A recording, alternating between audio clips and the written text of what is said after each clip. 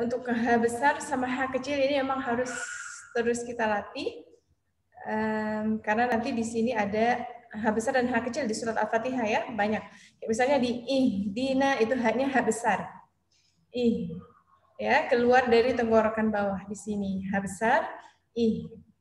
Ya, kemudian kalau Ar-Rahman, Ar-Rahman itu keluar dari tenggorokan tengah.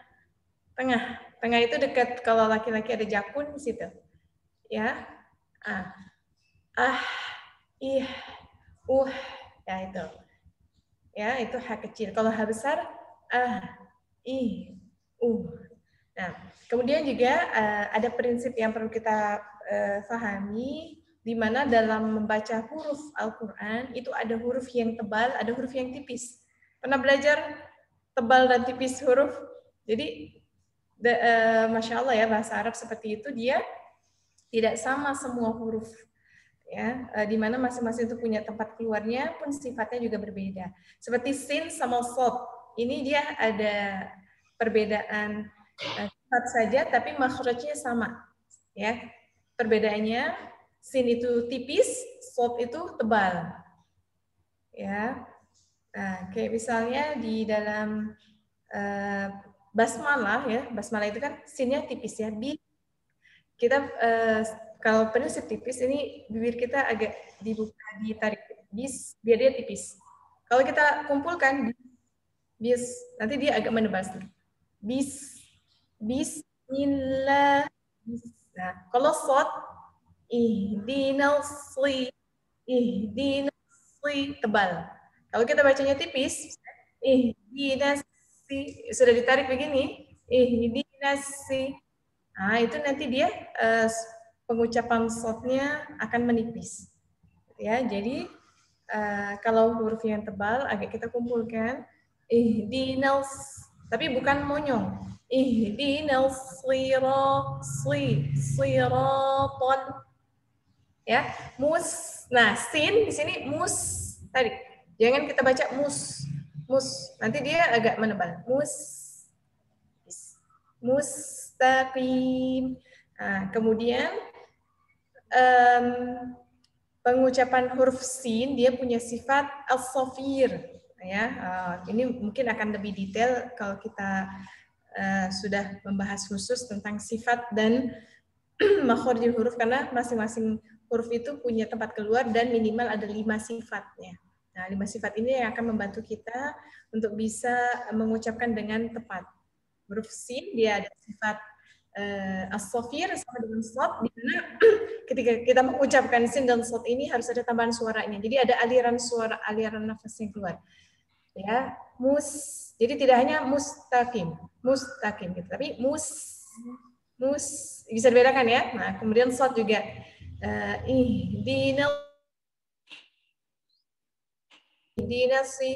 ihdinasi gitu ya, ini kurang. Ya, itu dari segi pengucapan. Kemudian huruf bot ya, bo ya, ini yang biasanya suka salah juga. Tapi tadi Mbak Irma sudah lumayan ya huruf botnya. Dia huruf yang keluar dari sisi lidah, bertemu dengan gigi geraham. Sisi lidah sini, kiri kanan, atau salah satunya bertemu dengan gigi geraham atas. Jadi berasa gigi geraham kita nempel. Ya, kesalahan yang suka terjadi itu pengucapan huruf bot, ujung lidah kita itu ke ujung langit-langit, ya kita fokusnya ke situ, kemudian bibirnya monyong, do. Nah ini salah, ya.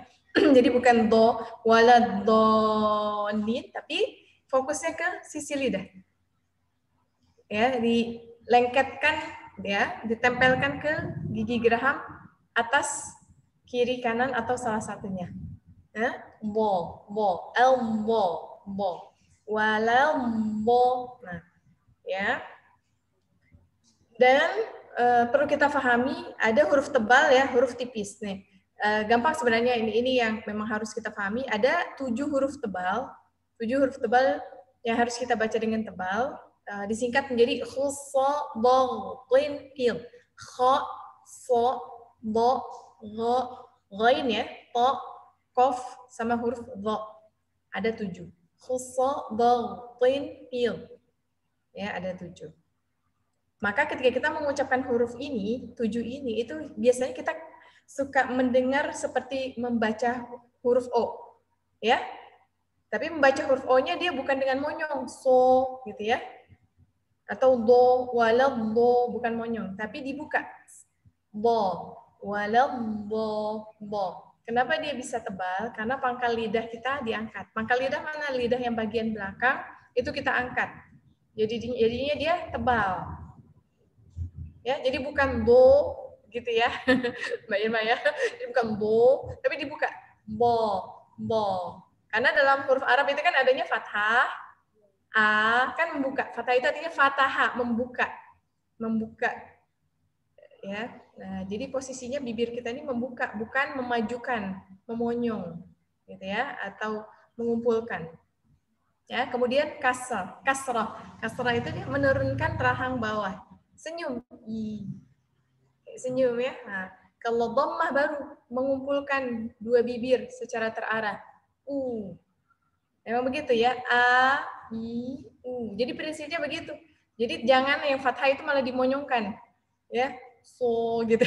Do, o. Nah, itu bukan seperti itu, tapi dibuka. Dibuka yang membuat dia terdengar seperti O karena pangkal lidah kita naik ke atas langit-langit. Jadi agak menyempit ya di sana sehingga terdengar suara yang menebal seperti huruf O. Bisa difahami sampai di sini ya? Bo. Ya, po juga. Ihdinas sirata. Po, bukan po. Bukan po, tapi po. Ya. Nah, kalau ini sih memang enaknya praktek satu-satu dan dia akan lebih dibahas pada saat belajar tahsin ya. Jadi disimak satu-satu sudah oke atau belum pengucapannya. Kalau ini saya menjabarkan secara garis besar saja ya, kesalahan yang suka terjadi dalam membaca surat Al-Fatihah. Kemudian walau bo-nya itu kan dibaca 6 harakat ya, tapi tadi Mbak Irma sudah betul dibaca 6 harakat karena dia hukumnya mad lazim. Walau bolin. Oke. Sampai di sini dulu. Ya, barakallahu fikum. Selanjutnya insya Allah kita akan bahas maknanya ya. Kalau kemarin Mbak Irma kita sudah bahas Al-Fatihah sampai mana ya? Sudah pernah dibahas atau belum sama sekali ya? Kemarin hanya gambaran aja bahwa kenapa kita perlu untuk tadabur, manfaatnya untuk kita apa, belajar firman-firman Allah. Seperti itu aja, Ustazah Afifah. Oke, baik. Iya. Ya, kita masuk ke pembahasan surat Al-Fatihah. Tadi yang sudah kita baca, mudah-mudahan sudah hafal ya maknanya. Kalau di TPA itu suka ada kayak mars ataupun kayak nasyid itu ya, nasyid yang menjelaskan artinya ya. Kalau zaman saya dulu begini lagunya. Dengan menyebut namamu ya Allah. Gitu ya. Sampai akhirnya. Nah, itu makna dari surat Al-Fatihah. Gitu ya. Dan Masya Allah, Al-Fatihah ini adalah surat yang utama sekali. Ya, kenapa? Karena di dalam salah satu hadis Rasulullah SAW sampai menyebutkan bahwa Al-Fatihah ini merupakan surat yang ada yang serupa dengannya ya, baik di dalam Taurat, Injil, Zabur maupun Furqan. Ya, jadi ini adalah surat yang agung, yang luar biasa kedudukannya ya, dan juga kandungannya ya, karena mencakup inti dari Al-Qur'an. Maka Al-Fatihah itu disebut sebagai Ummul Kitab. Ya. Kalau apa artinya? Ibu, induk. Ya, dimana kalau tidak ada ibu tidak ada anak gitu ya. Jadi memang Masya Allah inti dari Al-Quran itu ada di dalam surat Al-Fatihah, di mana di dalamnya terkandung tauhid rububiyah, tauhid uluhiyah, tauhid asma wa sifat. Ya.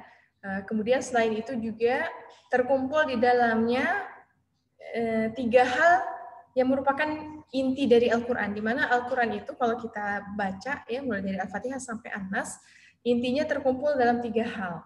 Ya, jadi Al-Quran itu menjelaskan 3 hal. Yang pertama adalah hakikat siapa yang kita ibadahi, gitu ya. Itu yang pertama. Jadi hakikat siapa yang kita ibadahi ini yang di dalam Al-Quran mungkin kita pernah mendengar Wallahul ladzi la ilaha illahu, ya, nama-nama Allah, sifat Allah, ya, bagaimana apa yang Allah lakukan terhadap alam semesta ini, gitu ya, dan sebagainya yang membuat kita mengenal Allah. Nah, itulah salah satu inti dari Al-Quran. Karena disebutkan ya dalam salah satu hadis kalau surat Al-Ikhlas itu sulusul Quran, ya, sepertiga Al-Quran, ya. Kenapa? Karena kalau surat Al-Ikhlas itu isinya kan tentang apa? Ibu-ibu. Surat Al-Ikhlas. Ini surat favorit ya, Al-Ikhlas ya. Surat yang paling digemari, tapi bukan karena paling pendek dan paling paling gampang dihafal ya, tapi karena memang surat yang begitu agung, di mana di sana ada sifat-sifat Allah, ya, yang kita cintai, gitu. Sehingga kalau kita baca itu teringat terus dengan Allah. Karena ada sahabat yang Masya Allah ya, dia mendapat cintanya Allah karena setiap sholat itu selalu membaca, ya, diakhiri dengan Al-Ikhlas ini, ya. Ada sahabat yang mengimami sholat para sahabat, ya, pada waktu perang itu, ya, dan ketika mengimami para sahabat lainnya ini, ya, beliau itu selalu setiap sholatnya diakhiri dengan surat Al-Ikhlas. Sampai agak jengkel juga yang lain, kenapa sih kok bacanya Al-Ikhlas dulu, Al-Ikhlas dulu. Kalau kita yang ditanya kan, kenapa kamu baca Al-Ikhlas? Habis paling cepat lah ya. Apalagi anak-anak kita kalau ditanya, surat favoritnya apa? Surat Al-Ikhlas. Karena memang paling gampang, ya, dan paling sedikit. Nah, jadi sahabat ini akhirnya diadukan pada Rasulullah. Kemudian kata Rasulullah, coba tanya kenapa sahabat ini membaca surat Al-Ikhlas. Namun katanya, ya, kata jawab sahabat ini, karena di dalamnya terdapat sifat Ar-Rahman, sifatnya Allah, dan aku mencintai, ya, mencintai itu karena ya itu cinta kepada Allah. Sampai akhirnya Rasulullah SAW mengatakan bahwa kabarkanlah kepadanya bahwa sesungguhnya Allah mencintainya. Jadi hal ini boleh, ya, kita mau baca misalnya surat apa, habis itu diakhiri dengan Al-Ikhlas boleh, dalam setiap sholat juga boleh. Tapi itu, ya, alasannya kalau bisa sama dengan sahabat itu, bukan karena ya, karena memang kita mencintai Allah sehingga kita senang menyebut-nyebut nama Allah, sifat-sifat Allah di dalam surat Al-Ikhlas itu, bukan karena surat yang paling pendek, ya. Nah, jadi yang pertama tadi kan Al-Ikhlas itu disebut sepertiga Al-Quran karena menjelaskan tentang hakikat Allah itu.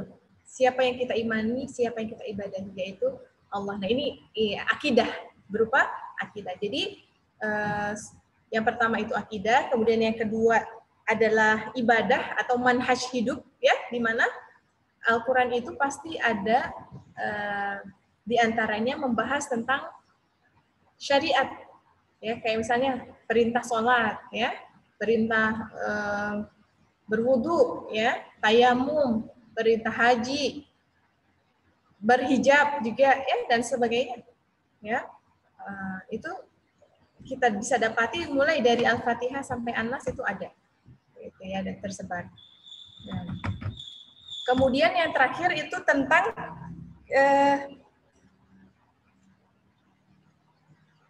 tentang kisah-kisah, ya, kisah di mana kisah ini adalah kisah yang menguatkan kita, ya, menguatkan kita untuk tetap teguh di atas jalan yang Allah telah jelaskan di dalam Al-Quran dan dijelaskan juga oleh Rasulullah SAW dalam hadis, ya.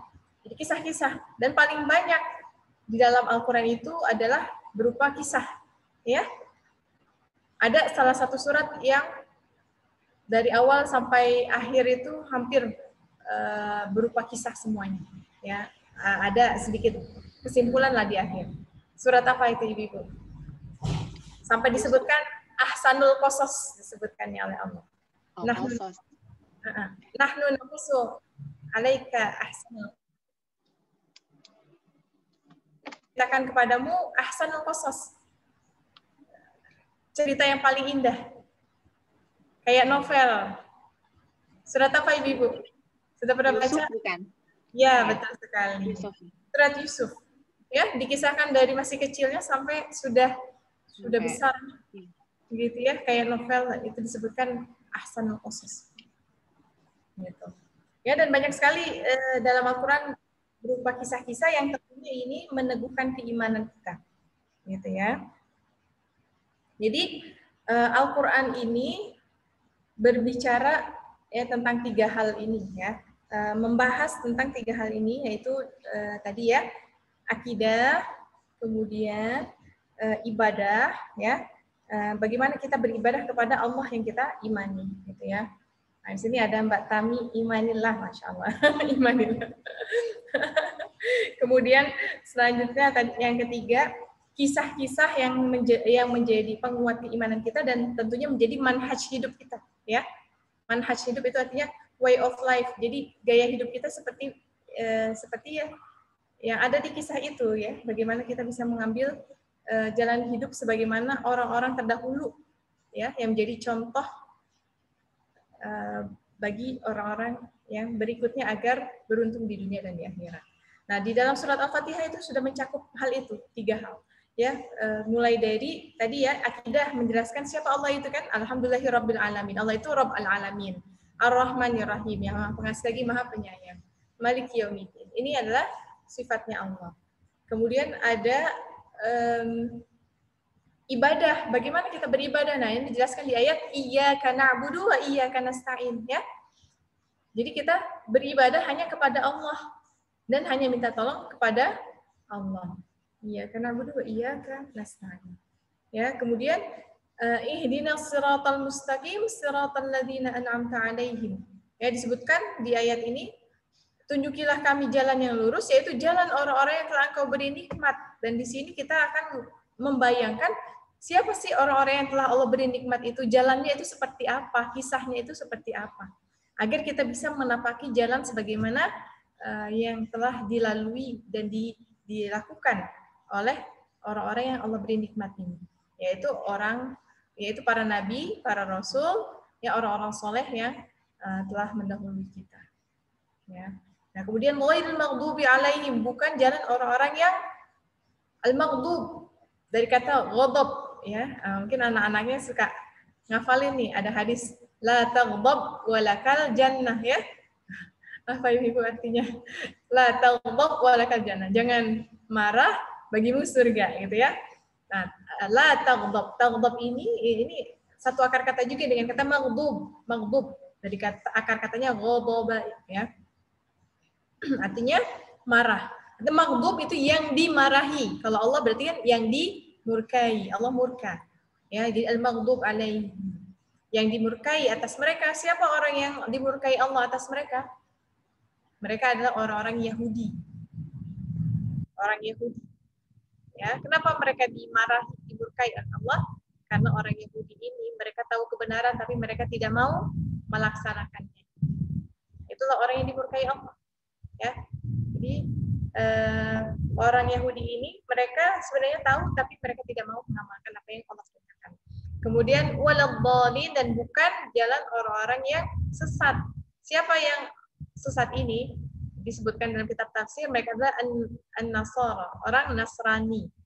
Kenapa? Karena mereka dengan kebodohannya, kejahilannya, tapi mereka melakukan satu amal gitu ya. Akhirnya ya tidak berlandaskan ilmu, jadinya salah. Bukan amal soleh tapi amal salah, gitu, sehingga akhirnya tersesat. Hanya ini ya, harus ada ilmu. Nah, hendaklah kita menjadi orang atau mengambil contoh orang-orang yang telah Allah beri nikmat, ya, karena mereka adalah orang-orang yang berilmu dan juga beramal.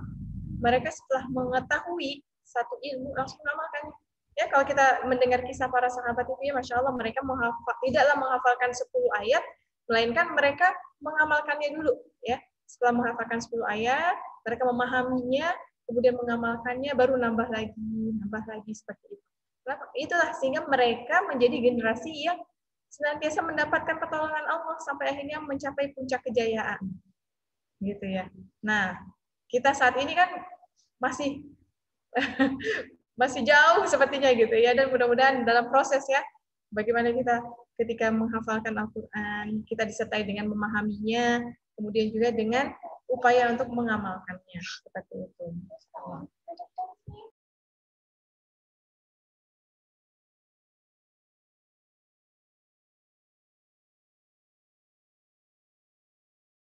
Iya, seperti itu. Ya. Nah, jadi dari itu banyak terdapat dalam Al-Quran agar kita bisa mengambil contoh dan menjadikan contoh dari para sahabat dan orang soleh ini sebagai manhaj hidup kita, gaya hidup kita. Jadi kita tidak ikut-ikutan asal gaya hidup orang Yahudi dan Nasrani gitu ya. Sebagaimana yang disebutkan di dalam salah satu ayat ya di surat Al-Baqarah ayat 120 kalau tidak salah ya. Walan tarda 'ankal yahudu walan nasara hatta tattabi'a millatahum. Dan tidak akan ridha ya, walan tarda 'ankal yahudu ya kepada engkau orang Yahudi dan Nasrani ya, walan tarda 'ankal yahudu walan nasara hatta tattabi'a millatahum, sampai kalian ya atau kamu mengikuti milah mereka. Apa itu milah? Milah itu tidak sekedar kita ganti agama. Ya, karena untuk membuat orang Islam pindah agama itu kadang berat ya. Ya. Perlu perjuangan lebih. Walaupun ada yang berhasil dimurtadkan hanya dengan sembako gitu ya. Ada. Saya punya teman suaminya ini akhirnya terbawa gitu ya karena memang kondisi ekonomi yang sulit, akhirnya ya diiming-imingi harta pindah agama, tapi teman saya ini alhamdulillah masih Allah jaga keimanannya, tidak mau ikut suaminya, akhirnya jadi cerai karena memang nggak boleh sesama maksudnya suami istri beda agama, apalagi kalau suaminya itu bukan Islam gitu ya. Akhirnya dia memutuskan untuk ya tetap pada agamanya gitu ya. Nah, seperti itu ya. Jadi terkadang ada yang tidak mudah untuk pindah agama, tapi ya bagaimana caranya supaya gaya hidupnya, stylenya kayak orang-orang Yahudi dan Nasrani. Ya, mulai dari pemahamannya, pemikirannya, ya, memisahkan antara agama dengan dunia, gitu ya. Padahal kita mah hidup di dunia kan tentunya Al-Quran ini diturunkan untuk kita bisa menyatukan antara bagaimana kehidupan dunia ini bisa membawa kita untuk kebahagiaan dunia dan akhirat tentunya. Jadi tidak bisa didualismekan begitu ya, dipisahkan.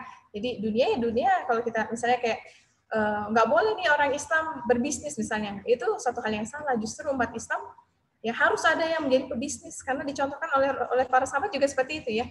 Bagaimana menjadi seorang yang pebisnis tapi juga akhirat ya, mereka berlomba-lomba terus gitu ya. Bukan mengejar dunia saja mereka berlomba-lomba, justru berlomba-lomba dalam hal dunia itu untuk memperbanyak amal soleh bekal ke akhirat begitu ya. Ya, seperti itu. Ya, baik. Sudah kebayang ya tadi 3 hal inti dari Al-Quran dan juga sudah tercantum jelas di dalam surat Al-Fatihah. Ya. Nah, makanya disebutkan surat Al-Ikhlas itu sulusul Quran, sepertiga Al-Quran, karena di dalam surat Al-Ikhlas itu hanya ya membahas nama-nama Allah ya. Jadi itu akidah saja yang dibahas di sana. Ya, akidah. Nah, jadi sepertiga Al-Quran kan tadi ya, kalau tadi dijelaskan ada 3 hal, berarti dia sepertiga dari hal yang tadi itu. Ya. Jadi bukan berarti ketika misalnya sepertiga, berarti kalau kita baca 3 kali Qul huwallahu ahad itu sama dengan khatam Al-Quran gitu ya. Dan ada yang memahami kayak gitu. Kan Al-Ikhlas itu sulusul Quran gitu ya. Sepertiga Al-Quran. Jadi nggak perlu lah menghatamkan Quran, karena baca Al-Ikhlas saja itu 3 kali sudah sama dengan 1 Al-Quran gitu. Sepertiga Al-Quran kan sulusul Quran. Oke. Nah, selanjutnya ya surat Al-Fatihah ini hakikatnya adalah surat yang kalau kita baca pada saat sholat, ya itu sesungguhnya Allah berkomunikasi, ya kita sedang berkomunikasi dengan Allah, gitu ya. kita berkomunikasi dengan Allah, di mana dalam salah satu hadis qudsi ya Allah berfirman ya. Hadis qudsi itu apa, Ummahat?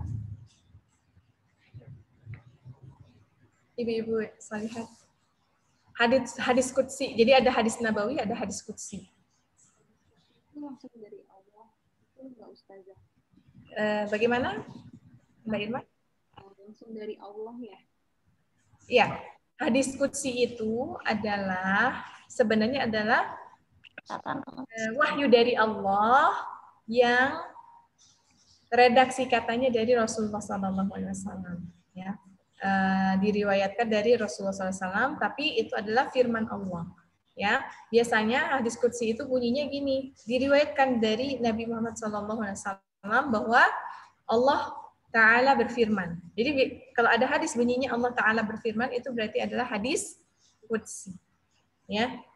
Hadis qudsi ini berbeda dengan Al-Quran. Kalau kita membaca Al-Quran kan setiap satu huruf itu dinilai 10 kebaikan.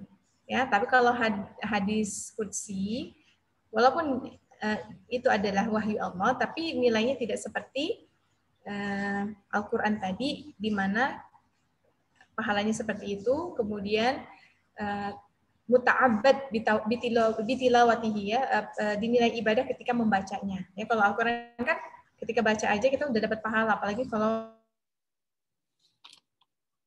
berlipat-lipat. Nah, kalau hadis qudsi ini ya ketika kita menghafalkannya tentu juga mendapatkan keutamaan ya, ditambah lagi dengan mengamalkannya, tapi berbeda dengan Al-Quran tadi, gitu ya. Nah, di dalam salah satu hadis qudsi ya, Allah berfirman ya, bahwa Allah membagi surat Al-Fatihah itu menjadi 2 bagian, ya, setengah untuk Allah, setengah untuk hambanya, dan bagi hambanya itu apa yang dia minta, ya. Jadi ketika kita membaca, ya, disebutkan di dalam hadis qudsi ini redaksi bahasanya agak saya inginkan ya, intinya agar bisa dipahami intinya bahwa ketika kita membaca surat Al-Fatihah ya, Alhamdulillahirabbil alamin, itu Allah menjawab, Hamidani abdi, hambaku memujiku. Masya Allah ya. Jadi dijawab oleh Allah. Ya, ini berdasarkan hadis qudsi ya. Jadi bukan karangan-karangan dari Rasulullah ataupun juga dari para ustadz. Ini Allah sendiri yang mengatakan seperti ini. Kemudian ketika kita membaca Ar-Rahmanir-Rahim, ya, Allah berfirman asna alayya abdi, Allah menjawab baca kita itu, ya, hambaku menyanjungku. Ya, kemudian Maliki Yaumiddin, ketika kita membaca Maliki Yaumiddin ya, yang menguasai hari pembalasan, maknanya Allah mengatakan majjadani abdi, ya, hambaku mengagungkanku, gitu ya. Kemudian ketika kita baca iyyaka na'budu wa iyyaka nasta'in, hanya kepada Engkau kami menyembah dan hanya kepada Engkau kami minta pertolongan, ya, kata Allah, hadza baini wa baina abdi, ini antaraku dan antara hambaku, wa li abdi ma sa'ala, dan bagi hambaku apa yang ia minta. Jadi di sini ada iyyaka na'budu, hanya kepada Engkau kami menyembah dan hanya kepada Engkau kami mohon pertolongan. Menyembah itu adalah haknya Allah, ya. Mendapat pertolongan adalah haknya hambanya Allah. Ya. Nah, kemudian di ayat berikutnya, ya, 2 ayat berikutnya, ihdinas siratal mustaqim sampai akhir ayat 7, kata Allah, ya, sesudah kita membaca ini, hadza li abdi, ini untuk hambaku, wa li abdi ma sa'ala, dan bagi hambaku apa yang dia minta. Ya, Masya Allah. Jadi ayat ke-6 sampai 7 ini adalah doa yang sangat luar biasa, ya, yang memang sangat dibutuhkan oleh kita sebagai manusia yang lemah yang Allah ciptakan di muka bumi ini, gitu ya, di mana kenikmatan yang paling agung adalah ketika kita mendapatkan petunjuk bimbingan Allah agar bisa mengarungi dunia ini dan selamat di dunia dan di akhirat, gitu ya. Jadi kadang kita nih ya baca doa ini ihdinas siratal mustaqim, sambil ngawang-ngawang. Jadinya nggak dapat hidayah gitu ya. Kan ada orang Islam kan baca Al-Fatihah setiap hari, tapi kok kayak katanya gini, saya belum dapat hidayah. Lah selama ini baca apa? Selama sholat baca Al-Fatihah gitu ya. Bisa jadi ya inilah karena kita tidak paham kenapa sih kita perlu baca Al-Fatihah gitu ya. Bahkan tadi ya surat Al-Fatihah itu tidak ada yang menyamainya, bahkan tidak ada yang seperti itu di kitab-kitab samawi lainnya gitu ya. Makanya jangan kita remehkan ketika kita membaca Al-Fatihah. Gitu. Makanya ini menjadi hal yang wajib untuk kita baca pada saat sholat ya. Kalaupun misalnya kita belum hafal atau mungkin ada mu'alaf gitu ya, yang awal-awal yang diajarkan ya surat Al-Fatihah. Gitu. Karena memang inti Al-Quran adalah surat Al-Fatihah. Gitu ya. Jadi surat-surat yang lain itu turunan dari Al-Fatihah, menjelaskan lebih detail lagi mengenai inti dari surat Al-Fatihah itu. Makanya Al-Fatihah itu bisa nyambung ke surat apapun. Kenapa? Karena pasti di setiap surat itu ya keterkaitannya antara ya 3 hal yang tadi saya sudah sampaikan dan itu semua ada di dalam Al-Quran. Gitu ya. Maksudnya ada di dalam surat Al-Fatihah. Oke, sampai di sini ada yang ingin tanyakan dulu sebelum kita lanjut? Ustazah mau tanya. Ya. Tapi mungkin di luar dari tafsir dari Al-Fatihah. Kalau hadis qudsi tadi merupakan firman Allah atau wahyu Allah yang dikata-katakan atau redaksinya dari Rasulullah. Itu apakah Allah berdialog langsung dengan Rasul atau melalui malaikat Jibril? Iya. Masya Allah ya. Kalau Al-Quran itu kan dibawa oleh malaikat Jibril gitu ya. Dan sampainya kepada Rasulullah SAW ini juga berbagai macam cara gitu ya. Akhirnya sampai di hati atau di dadanya, tersimpan di dadanya Rasulullah SAW. Ya. Ini penyampaiannya kalau Al-Quran itu kan talaki, benar-benar ya ditalaki oleh malaikat Jibril begini gitu ya. Terus juga Nabi Muhammad SAW juga akhirnya membacakan itu ke hadapan Jibril ya, sampai ketika beliau menjelang wafatnya, nah, itu kan mentalakikan bacaannya kepada malaikat Jibril. Jadi benar-benar terjaga bahasanya gitu ya. Nah, adapun hadis ini sampai kepada Rasulullah SAW ini Allahu a'lam persisnya seperti apa, tapi ini ya nanti saya takkidkan lagi ya, intinya bahwa sama berupa wahyu gitu ya, dan kalau para nabi itu kan mendapatkan wahyu itu ini ya bisa melalui mimpi gitu kan, kayak Nabi Ibrahim ya ketika mendapatkan perintah dari Allah untuk menyembelih Nabi Ismail itu kan dari mimpi. Gitu. Tapi memang benar-benar terngiang-ngiang gitu, terngiang-ngiang, teringat, nah kemudian disampaikan, nah seperti itu, gitu ya. Nah, redaksi katanya dari Rasulullah SAW, gitu. Tapi memang difahami oleh beliau bahwa ini adalah wahyu dari Allah, gitu. Karena di dalam Al-Quran kan disebutkan ya bahwa Rasulullah itu tidak menyampaikan melainkan wahyu, termasuk juga kalau hadis Nabawi ya. Bagaimana Rasulullah SAW berucap, ya, akhirnya menyampaikan satu perintah ataupun bertindak, ya, itu di bawah bimbingan wahyu sebenarnya ya, sehingga nanti kalau Rasulullah SAW salah, itu langsung ditegur oleh Allah, langsung ada teguran, ya, karena pernah waktu itu Rasulullah melakukan satu keputusan ya pada saat perang Badar itu, kan ada beberapa tawanan perang Badar. Nah ini bingung mau diapain nih tawanan ini? Mau dibunuh saja atau boleh untuk ditebus? Kalau sahabat ini ada perbedaan pendapat ya. Ada Abu Bakar mengusulkan untuk ya nanti kita silahkan untuk ditebus oleh orang-orang terdekatnya gitu ya dan dibebaskan. Tapi kalau kata Umar tidak boleh dibunuh saja gitu. Karena ini kan waktu awal-awal benar-benar membedakan mana yang kafir, mana yang muslim gitu ya. Nah, ternyata Rasulullah mengambil pendapatnya Abu Bakar pada saat itu. Tapi ternyata ada ayat wahyu yang turun yang menjelaskan bahwa pendapat Umar bin Khattab inilah yang betul, gitu ya. Nah ini, jadi apa yang Rasulullah SAW lakukan itu memang benar-benar di bawah bimbingan dari Allah, gitu ya.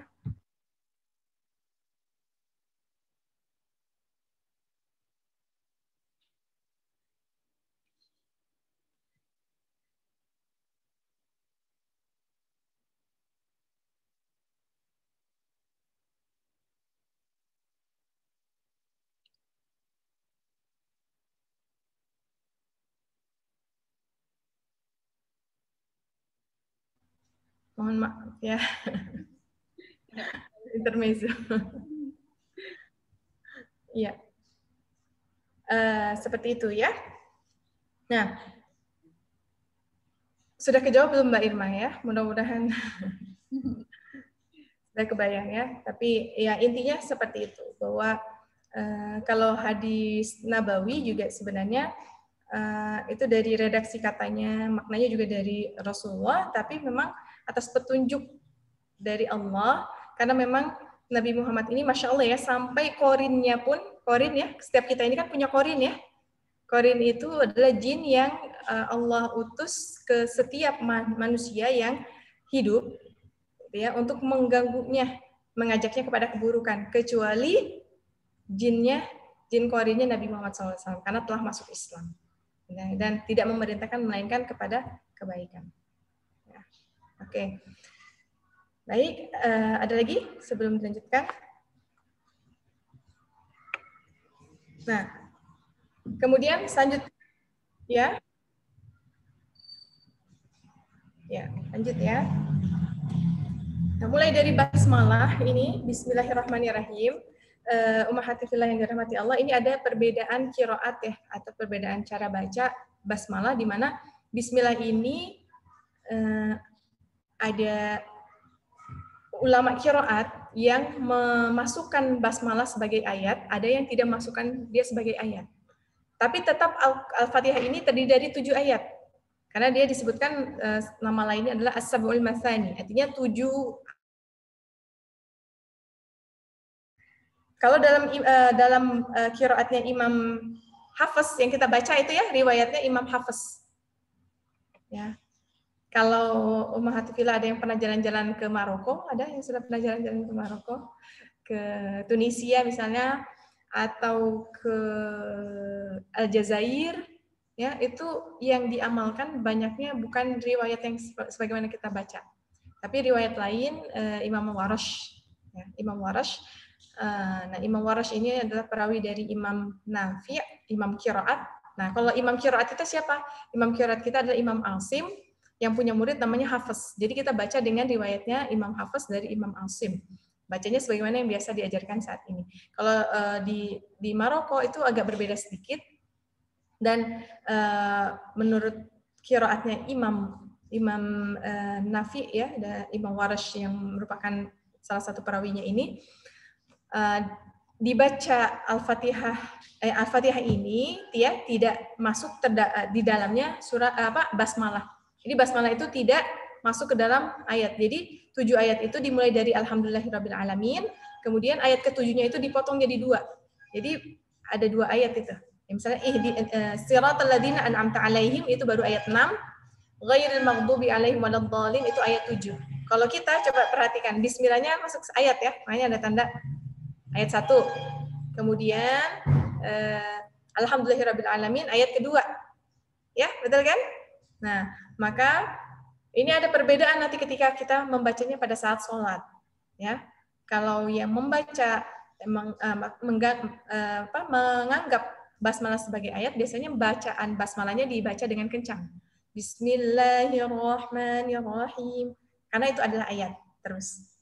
Ya, tapi kalau yang tidak menganggap basmalah ini sebagai ayat, ya, itu biasanya membaca basmalah dengan sir, artinya pelan. Jadi mungkin kalau kita mendapati ya ada yang sholat Al-Fatihahnya basmalahnya tidak dibaca, itu bukan berarti dia tidak baca basmalah, tapi baca basmalahnya dipelankan, ya, karena waktu itu Rasulullah SAW tidak mengetahui ada batas di antara 2 surat sampai turunnya basmalah, ya, basmalah Bismillahirrahmanirrahim. Akhirnya barulah Bismillahirrahmanirrahim ini dijadikan sebagai pembatas antara surat, sehingga kalau kita membaca surat itu diawali dengan basmalah. Ya, kecuali surat At-Taubah ya yang tidak diawali dengan basmalah. Dan ada basmalah yang merupakan ayat yang tidak ada perbedaan di antara para ulama, yaitu di surat An-Naml. Itu ada yang menjelaskan suratnya Nabi Sulaiman kepada Ratu Balkis ya. Nah, itu ada innahu bismillahirrahmanirrahim. Innahu bismillahirrahmanirrahim. Ya, seperti itu. Nah, bismillahirrahmanirrahim ini mengandung makna bahwa kita melakukan satu aktivitas dengan mengharapkan ya ridho dari Allah ya. Bismillahirrahmanirrahim, mengharapkan berkah dari Allah. Dan disebutkan dalam salah satu hadis ya, setiap satu amal ya yang tidak diawali dengan basmalah maka fahuwa abtar. Ya, maka dia akan terputus. Maksudnya apa? Terputus dari berkahnya Allah. Maka kita dianjurkan untuk memulai setiap aktivitas kita dengan basmalah, apalagi ketika kita membaca Al-Quran, agar kita mendapatkan berkah dari apa yang kita baca. Gitu ya. Nah, bagaimana hukumnya membaca basmalah pada saat tilawah? Ya, hukumnya sunnah muakkad. Sangat dianjurkan untuk kita baca. Baik di awal, di tengah, gitu ya. Ya, khususnya juga di awal, wabil khusus di awal, kecuali surat At-Taubah. Jadi kalau kita membaca surat At-Taubah, kita ta'awudz saja kemudian langsung masuk ke dalam ayatnya. Termasuk juga kalau di tengah-tengah. Ya, kalau di tengah-tengah memang ada beberapa pendapat ya. Misalnya kita mau tilawah nih, kan sudah sampai di tengah surat At-Taubah, bagaimana kita baca basmalah atau tidak? Ya, ada perbedaan pendapat di antara ulama, tapi pendapat yang lebih rajih adalah kita membaca ta'awudz saja langsung masuk ke ayat. Gitu. Ya. Nah, kemudian Bismillahirrahmanirrahim dengan menyebut nama Allah yang Maha Pengasih Ar-Rahman, yang Maha Pengasih Ar-Rahim, Maha Penyayang. Nah, Ar-Rahman, Maha Pengasih itu bermakna bahwa Allah mengasihi semua makhluk yang diciptakan Allah, dan ini adalah makna umum. Ya, artinya bahwa sayangnya Allah, kasihnya Allah itu umum kepada semua makhluknya, tidak terkecuali. Ya, tidak terkecuali. Nah, kemudian kalau Ar-Rahim, Ar-Rahim itu artinya Allah Maha Penyayang, di mana sayangnya Allah hanya buat orang yang beriman saja. Gitu ya, Masya Allah. Nah, dan ini khusus, berarti Ar-Rahim ini dia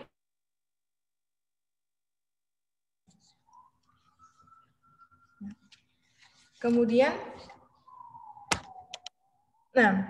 kekhususan Allah ini untuk orang beriman dengan memberikan orang beriman ini berupa rezeki dan hidayah. Kalau orang kafir ya atau makhluk Allah lainnya itu pasti diberi rezeki, tapi belum tentu diberi hidayah. Makanya kita selalu mohon di dalam surat Al-Fatihah ini hidayah, ya kan? Ihdinas siratal mustaqim. Karena ini khusus buat orang yang Allah sayangi, yaitu orang-orang yang beriman. Ya, karena tentunya dengan unsur tadi ya, ada rezeki dan ada hidayah, itulah yang akan membuat manusia ini akan bahagia dunia dan akhirat. Ya, kemudian ya asyaitonir rajim ya, tadi ya saya terlewat ta'awudz ya, ketika kita baca ta'awudz, a'udzubillahi minasyaitonir rajim, aku berlindung kepada Allah dari syaitan yang sifatnya ar-rajim. Ar-rajim itu yang dirajam. Yang dirajam. Jadi syaitan itu berasal dari kata syatona. Syatona artinya yang jauh. Ya. Yang jauh itu artinya jauh dari kebaikan. Ya, jauh dari rahmat Allah. Ya.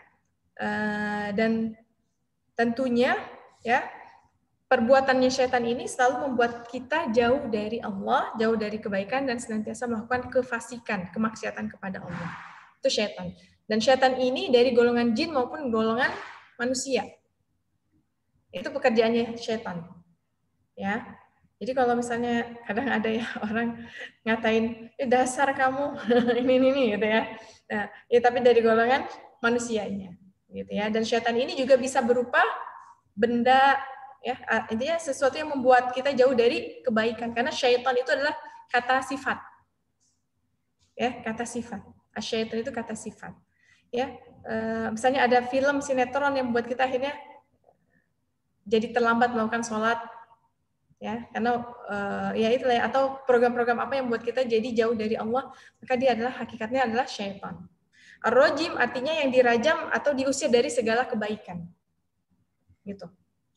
Ya, dirajam atau diusir dari segala kebaikan. Ya, asyaitanir rajim. Maka ketika kita membaca ta'awudz, ya, hakikatnya kita memohon kepada Allah kekuatan dari syaitan yang tentunya syaitan ini tidak bisa kita lihat, ya. Ya, kalau ada orang yang bisa melihat dan sesuatu yang tidak bisa melihat, biasanya menang yang mana? Yang bisa melihat atau yang tidak bisa dilihat? Biasanya kan yang menang yang bisa melihat, ya. Yang tidak bisa melihatnya itu, ya, melihat musuhnya itu kan kalah kemungkinannya. Nah, karena itulah makanya kita hanya bisa menang melawan syaitan jika minta pertolongan kepada Allah. Maka hendaklah kita senantiasa mohon pertolongan kepada Allah dengan membaca isti'adzah, a'udzubillahi minasyaitonirrajim. Apalagi pada saat mau baca Quran, pada saat mau sholat. Kita kan pada saat sholat itu juga kita baca ta'awudz, ya, di awal rakaat, ya. Karena syaitan itu berusaha untuk menggoda kita agar jauh dari Allah, membuat kita lupa, gitu ya. Lagi baca Quran tapi ingat yang lain, lagi sholat ingatnya yang lain, gitu ya. Bahkan ada jin khusus yang ya memang spesialis dalam menggoda orang ketika sholat, gitu ya. Nah, dan seperti itu. Nah, sedangkan Allah, ya, Allah ini kan juga tidak bisa dilihat oleh bangsa jin. Allah nggak bisa dilihat oleh bangsa jin. Makanya Allah itu, ya, lebih kuat dari jin-jin ini, ya. Kita tidak bisa melihat jin tapi bisa melihat kita. Nah, jin tidak bisa melihat Allah, Allah bisa melihat jin dan manusia. Maka yang kuat adalah Allah. Makanya kita ajarkan juga kepada anak-anak kita, jangan takut kepada jin. Ya, apalagi kalau anaknya suka nonton film hantu. Nah, ini hati-hati. Ya, ini memang racun sebenarnya film horor ini. Ini anak saya pun pernah termakan, ya, karena memang lingkungan, bukan saya yang ngajak nonton film horor.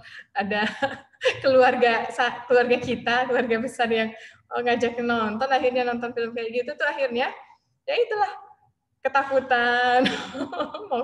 Kalau sendirian ketakutan, gitu ya. Dan ini perlu dinormalisasi sampai perlu waktu lagi untuk normalisasi, gitu ya. Nah, ini, ya. Selanjutnya, kemudian tadi ta'awudz, basmalah, bismillahirrahmanirrahim, alhamdulillahirabbil alamin, segala puji bagi Allah. Nah, ini, ya. Alhamdu, ada alif lam di lafaz hamdu. Hamdu itu artinya pujian, itu menunjukkan bahwa segala jenis pujian lillah adalah kepunyaan Allah. Rabb al-alamin. Rabb artinya di sini ada tauhid rububiyah, ya. Kalau kita sebagai ibu rumah tangga, ya, itu dalam bahasa Arabnya adalah Rabbatul Bait, Ibu. Rabbatul Bait itu artinya yang memanage semuanya, ya, baik keuangan, ya, Ibu. Pekerjaannya apa, Bu? Manage keuangan, bersihin rumah, ya, makanan, dapur kasur, lagi sumur, ya. Kemudian nggak hanya itu, keuangan dan semuanya itu kita yang ngatur, ya. Makanya ibu disebut Rabbatul Bait, manajer ngurusin semua. Nah, Allah punya sifat Rabb. Artinya apa? Yang mengatur semuanya, menciptakan semuanya, ya. Kemudian memberi rezeki semuanya. Al-alamin, semesta alam. Alam ini semua makhluk yang ada di alam semesta ini, dari manusia, ya, jin dan sebagainya, semuanya diatur oleh Allah. Makanya di sini disandarkan bahwa Allah itu adalah pencipta atau pengurus alam semesta. Maka tidak layak bagi kita, ya, ketika kita dipuji, ya, akhirnya kita menyandarkan ini semua adalah karena kita. Nah, ya, pada hakikatnya kita bukanlah milik kita, gitu. Kita adalah milik Allah, termasuk anak kita. Ketika ada kebaikan yang akhirnya kita dapati dari anak kita, maka kita ucapkan alhamdulillah, segala puji adalah milik Allah, gitu ya. Nah, kemudian alhamdulillahirabbil alamin, arrahmanirrahim. Arrahmanirrahim tadi sudah sama, ya, dijelaskan di dalam lafaz basmalah. Maliki yaumiddin, Malik artinya yang menguasai, ya, yang memiliki yaumiddin, hari pembalasan, di mana ayat ini menjelaskan bahwa orang yang beriman tentunya beriman bahwa setiap amal yang kita lakukan di dunia ini akan dibalas oleh Allah, dan pada saat hari akhir nanti hanya Allah lah, ya, yang berkuasa, ya. Fir'aun saja atau Raja Namrud atau siapapun yang menganggap dirinya Tuhan itu tidak ada kuasa di akhirat nanti. Kalau di sini dia menganggap berkuasa, maka hakikatnya sebenarnya kekuasaannya adalah sesuatu yang semu gitu ya. Karena Allah lah yang memiliki alam semesta ini saat ini di dunia dan juga di akhirat. Ya, kemudian alhamdulillah Maliki yaumiddin, iyyaka na'budu wa iyyaka nasta'in, hanya kepada Engkau lah kami menyembah dan hanya kepada Engkau lah kami mohon pertolongan. Di sini kita diajarkan untuk mendahulukan haknya Allah yang merupakan kewajiban kita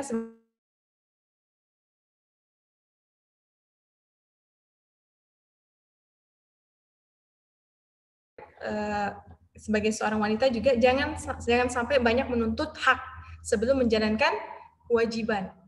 Ya, permasalahan rumah tangga yang sering terjadi itu biasanya karena masing-masing pihak saling menuntut haknya tapi tidak menjalankan kewajiban. Betul nggak? Ya, kalau kita misalnya, ya kalau wanita, ini saya kan harusnya diperlakukan seperti ini. Kita menuntut aja, pengennya begini, pengennya difahami gitu ya. Tapi kita tidak berusaha untuk memahami gitu ya. Kemudian kita pengennya bagaimana gitu ya, dibandingkan suami kita dengan suaminya orang lain sehingga akhirnya menimbulkan permasalahan. Nah, kayak gitu ya. Padahal pokoknya tugas kita nih jalankan aja kewajiban. Nanti insya Allah hak kita gitu ya, itu akan kita dapatkan ya, mulai dari perhatian dari suami misalnya gitu ya. Kemudian juga tentunya nafkah gitu ya. Jadi jangan kita menuntut aja pengennya nafkah gede gitu, tapi kitanya juga tidak mau memberikan yang terbaik untuk suami kita. Nah, seperti itu ya. Begitu juga kepada Allah. Jangan sampai kita banyak mintanya kepada Allah, minta ini, minta itu, dan sebagainya, tapi hak Allah untuk diibadahi, kitanya pas-pasan ngerjainnya. Ya, sholat pas-pasan, ya, ngaji juga pas-pasan, puasa juga asal puasa, gitu kan? Dan amal-amal ibadah lainnya, ya, termasuk amal ibadah dalam hal ibadah hati ataupun ibadah lisan, gitu ya. Nah, perlu kita pahami juga ya, yang dimaksud dengan ibadah itu adalah mencakup amal perbuatan dan ucapan baik lahir maupun batin. Jadi ibadah itu tidak hanya sekedar ibadah yang kita pahami, sholat, puasa, zakat saja, gitu ya. Ucapan zikir kita, gitu, perkataan kita, itu juga merupakan ibadah yang akan dinilai oleh Allah, gitu ya. Baik yang nampak maupun yang tidak nampak. Ibadah yang kita lakukan pada hakikatnya semua amal aktivitas kita itu ibadah kalau kita niatkan untuk Allah ya, termasuk tidur juga ya, tidur, makan, ya, apalagi hal-hal yang sebenarnya menurut kacamata kita untuk kehidupan dunia ya, kayak misalnya cari uang, cari nafkah ataupun juga bisnis, pada kasat matanya kan mungkin kelihatannya kayak nyari dunia saja ya, hakikatnya dia bisa menjadi nilai ibadah kalau memang kita niatkan lillahi ta'ala gitu ya. Maka profit yang banyak tapi dalam rangka apa? Menjalankan itu sebagai ibadah untuk mendekatkan diri pada Allah. Diniatkan nanti dari harta ini bisa memberikan kebahagiaan buat orang lain dari harta kita ya, dinafkahkan di jalan Allah ya, seperti itu. Nah, jadi ibadah ini merupakan satu kata yang padat makna yang dimana mencakup amal perbuatan dan ucapan baik lahir maupun batin yang disenangi dan diridhoi oleh Allah. Jadi apapun itu adalah ibadah. Termasuk ya, ibu-ibu, kita membuat teh untuk suami kita karena Allah. Itu ibadah bukan? Ya, kadang kan ada ya, suaminya pulang minta dibuatin teh, padahal di samping suaminya udah ada dispenser, udah ada teh, tinggal ambil bikin sendiri, ngapain sih pakai nyuruh-nyuruh gitu kan misalnya. Kalau lagi kesel sama suami kan kadang males ya, gitu ya. Ya, mohon maaf nih ibu-ibu, bahkan mohon maaf nih sebagai suami istri ini, karena memang di sini kan kita semua sudah menikah ya. Bahkan sampai misalnya ketika suami kita membutuhkan diri kita, mengajak kita ke kamar, ada kan mungkin istri yang enggan, apalagi kalau lagi habis saya habis capek atau lagi habis sakit hati. Begitu ya. Nah, perlu kita pahami ya, ibu-ibu yang dirahmati Allah, sampai disebutkan di dalam salah satu hadis bahwa fi bid'i ahadikum shadaq. Sampai kalaupun kita misalnya melayani suami kita itu ya, padahal sebenarnya kesel atau padahal sedang capek ya, tapi karena Allah maka itu nilainya jadi ibadah dan jadi sedekah. Nggak perlu banyak-banyak, maksudnya nggak perlu capek-capek nyari ngumpulin uang dulu ibu-ibu untuk bisa sedekah ya. Ketika kita memberikan kebahagiaan, memenuhi kebutuhan suami kita, itu juga merupakan ibadah ya. Berat nggak ibu-ibu? Kadang ringan kadang berat ya. Tapi ketika kita berusaha walaupun berat, nah itu pahalanya tentu lebih besar lagi gitu ya. Nah kemudian makna dari ihdinas siratal apa tadi, iyyaka na'budu wa iyyaka nasta'in, isti'anah, pertolongan. Nah, jadi isti'anah ini meminta pertolongan pada Allah, artinya kita menyandarkan diri kita kepada Allah, mencari manfaat dan menjauhkan diri dari hal-hal yang merugikan, disertai dengan keyakinan untuk meraihnya. Itu ya. Jadi makna isti'anah itu ya, meminta pertolongan pada Allah itu adalah menyandarkan diri kita kepada Allah. Ya, jadi hanya menyandarkan, minta pertolongan itu semua kepada Allah dalam rangka mencari manfaat dan menjauhkan diri dari hal-hal yang merugikan ya, dan tentunya disertai keyakinan bahwa Allah pasti akan memberikan pertolongan kepada kita ya selama kita berusaha untuk menjalankan haknya Allah, yaitu hanya Allah yang diibadahi. Dan di dalam ayat ini ya ummahati fillah itu ada kunci, ada kata iyyaka. Apa makna iyyaka? Kalau ibu-ibu ada yang mengucapkan kepada ibu-ibu jazakillah khairan katsira, kan kita suka membalas dengan iyyaka atau iyyaki, iyyaki gitu ya. Apa artinya? Ini artinya pembatasan, hanya kepada engkau dan juga hanya kepada engkau gitu ya. Jadi iyyaka na'budu ya. Ini ketika iyyaka ini di depan itu menunjukkan bahwa hanya kepada Allah dan tidak kepada yang lain. Na'budu, kami menyembah, dan hanya kepada engkaulah kami mohon pertolongan. Dan perlu kita pahami bahwa minta pertolongan itu juga adalah ibadah. Ya, dan sesungguhnya kita ketika bisa menjalankan satu ibadah, ya amal solih, itu hakikatnya adalah karena pertolongan dari Allah. Makanya kita harus senantiasa meminta pertolongan, diikuti tadi ya, iyyaka na'budu wa iyyaka nasta'in. Minta pertolongan pada Allah agar bisa beribadah dengan benar, dengan baik, dan continue. Ya, termasuk juga kalau kita ingin belajar agama lebih dalam lagi, gitu ya. Maka tentunya kita perlu minta pertolongan kepada Allah karena banyak sekali godaan-godaan yang membuat kita akhirnya berpaling, jadi sibuk dengan dunia, gitu ya. Yang mau belajar itu kadang istiqomahnya itu kan luar biasa perjuangannya. Maka mohonlah pertolongan. Ya, dan tentunya juga apalagi kalau kita ingin meningkatkan kualitas ibadah kita, ya. Ini perlu pertolongan Allah. Intinya jangan sampai ketika kita sudah dimudahkan Allah melakukan amal ibadah, kita menganggap bahwa ini semua adalah dari kita. Gitu. Ataupun ketika kita dimudahkan untuk meraih harta yang banyak, kita menyadarkan ini adalah karena kita. Jangan sampai seperti itu ya. Karena apa? Karena sudah ada contohnya yang telah Allah lakukan, ya, yang Allah timpakan kepada Qarun yang menganggap bahwa apa yang padahal semuanya itu adalah atas berkat pertolongan dari Allah, gitu ya. Dan tentunya ibadah yang dimaksud tadi adalah ibadah yang sesuai dengan ajaran Rasulullah SAW, ya, maksudnya yang dicontohkan oleh Rasulullah dan diniatkan ikhlas lillahi ta'ala, ya. Nah, kemudian selanjutnya di ayat berikutnya, ihdinas siratal mustaqim, berikanlah kami petunjuk, ya, ihdinas siratal mustaqim, jalan yang lurus. Nah, di sini petunjuk apa yang kita mohon, ya, yaitu petunjuk berupa petunjuk agama, ya, baik berupa ilmu maupun amal. Ini yang kita mohon pada Allah, ya, petunjuk berupa ilmu sehingga membuat kita memahami bagaimana kita harus beriktikad, ya, atau berkeyakinan. Kemudian bagaimana kita akhirnya juga mengamalkan apa yang sudah kita pahami ini, ya. Jadi ilmu maupun amal, petunjuk agama baik berupa ilmu maupun amal, ini yang kita mohonkan terus. Ihdinas siratal mustaqim, ya, yaitu jalan orang-orang yang beriman, para nabi dan para rasulnya dan orang-orang salih, ya. Kemudian juga kita berlindung kepada Allah dari mengikuti jejak orang-orang Yahudi, orang-orang Nasrani yang merupakan bangsa yang Allah murkai dan juga bangsa yang sesat. Ya, seperti itu. Oke, sampai di sini dulu. Insya Allah mudah-mudahan bisa bermanfaat sebagai pengantar. Jika ada yang ingin ditanyakan atau didiskusikan, dipersilakan. Ya, mohon maaf atas kekurangan. Wassalamualaikum warahmatullahi wabarakatuh. Waalaikumsalam warahmatullahi wabarakatuh. Terima kasih Ustazah Afifah.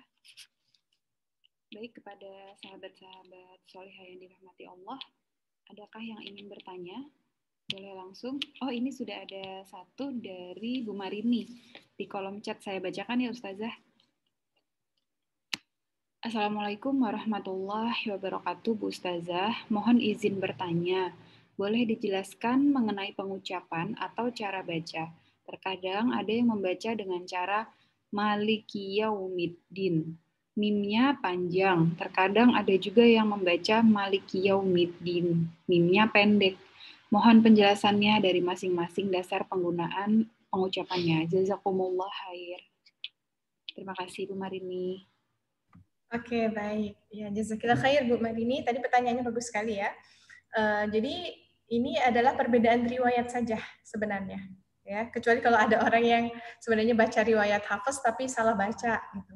Karena dalam riwayat Hafiz yang kita baca, ya, yang kita amalkan di Indonesia itu kan Al-Qur'annya yang kita pakai adalah riwayat siapa tadi? Perlu dicatat ya, Imam Hafiz dari Asim, dari Imam Asim ya. Riwayat Hafiz dari Imam Asim.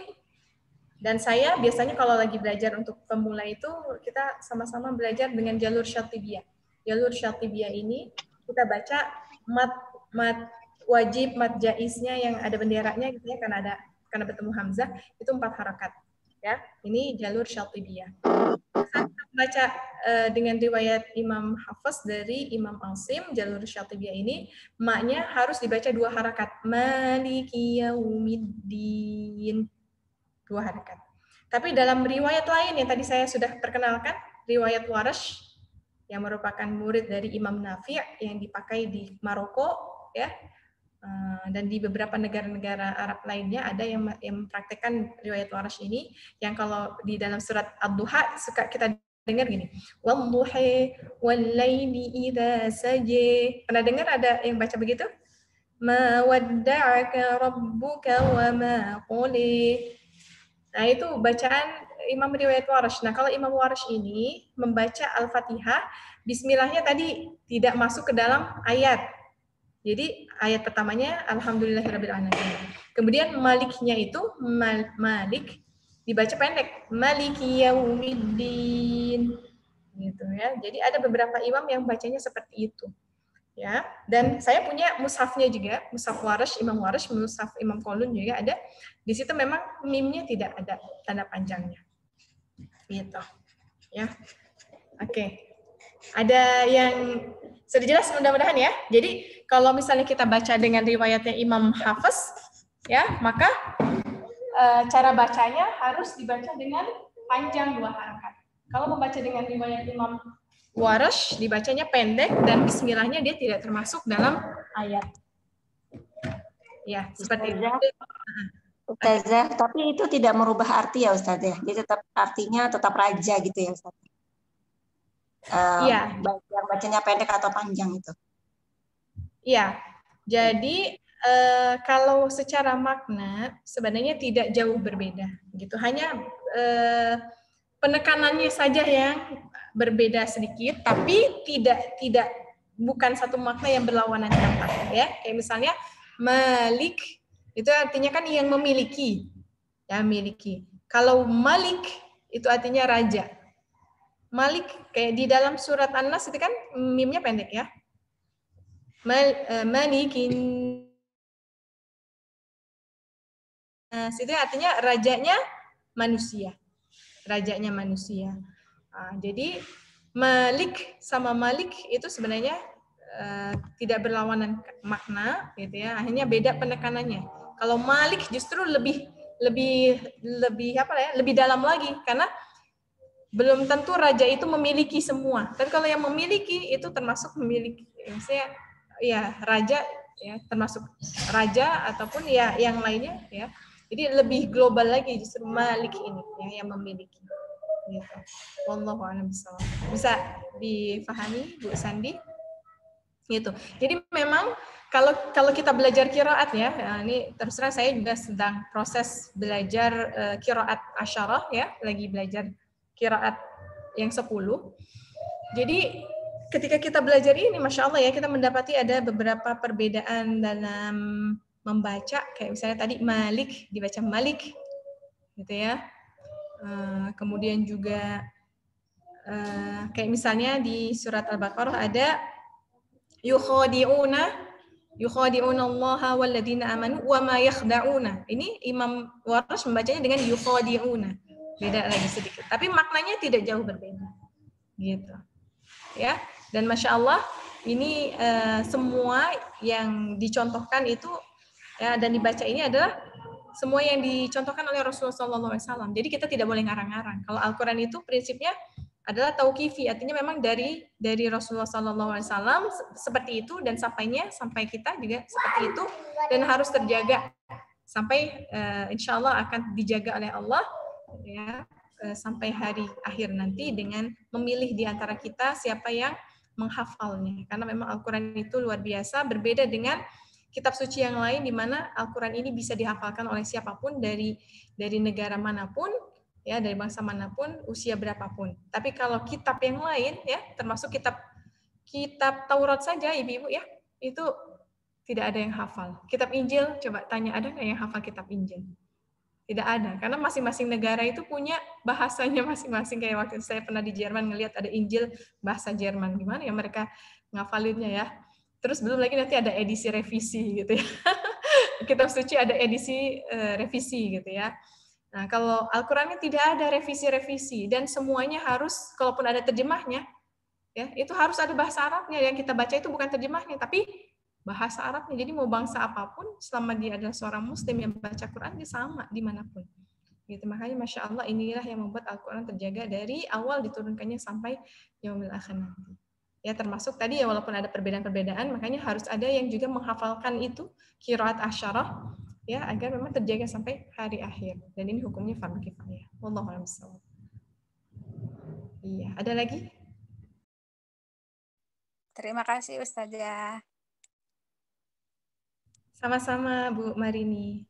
Iya. Ada lagi Ibu-ibu yang ingin ditanyakan?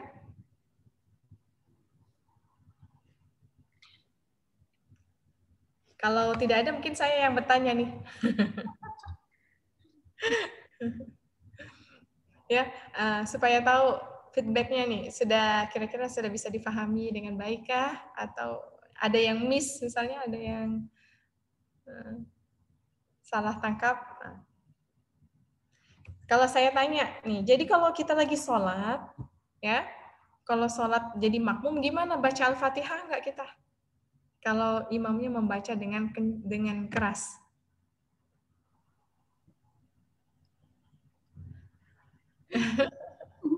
Bagaimana Ibu-ibu?